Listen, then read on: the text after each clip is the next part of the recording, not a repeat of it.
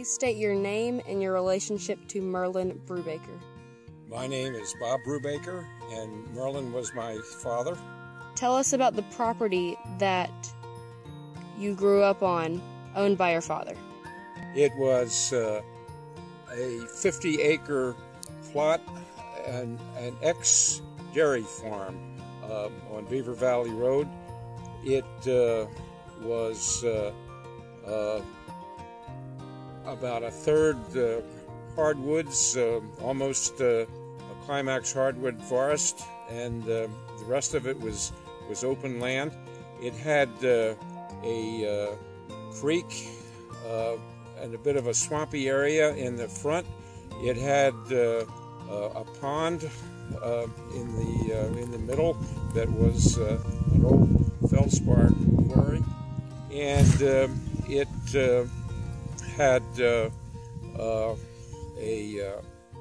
couple hundred-year-old homestead and barn. Who did your father sell the property to, and why did he sell it?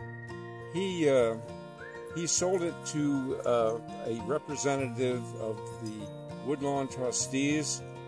The situation seemed favorable to him because at the time the trustees were acquiring adjacent farms, and this was being done with the understanding that they would be held in perpetuity, undeveloped, that the land would be rented and would be kept as a parcel of the original old farm and fox hunting and dairy land that was prevalent at that time.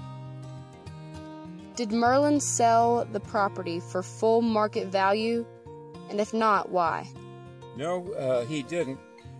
The full market value, I understand, at the time was well in excess of $1 million because it was now in the late 70s, early 80s, and there was a big surge in development, and there were realtors that I recall from the time that had offered him well over $1 million for developing and cutting that land into parcels.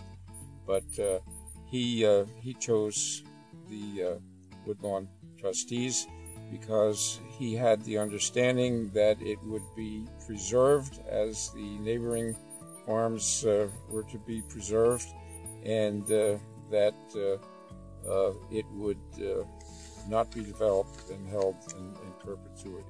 Do you expect the Woodlawn Trustees to live up to their agreement? Yes, I do.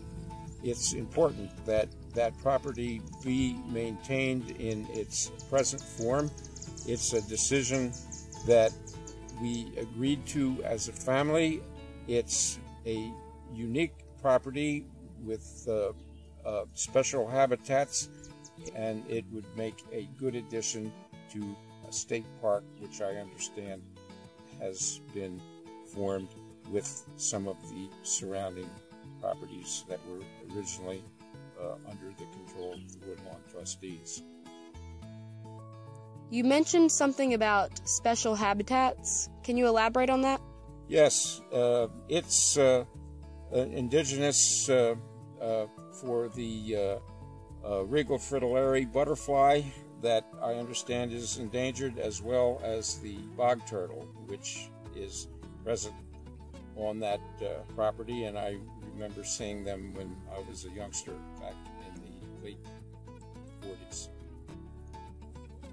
For the audience's information, I am Madeline Brubaker, granddaughter of Bob Brubaker, and great-granddaughter of Merlin Brubaker.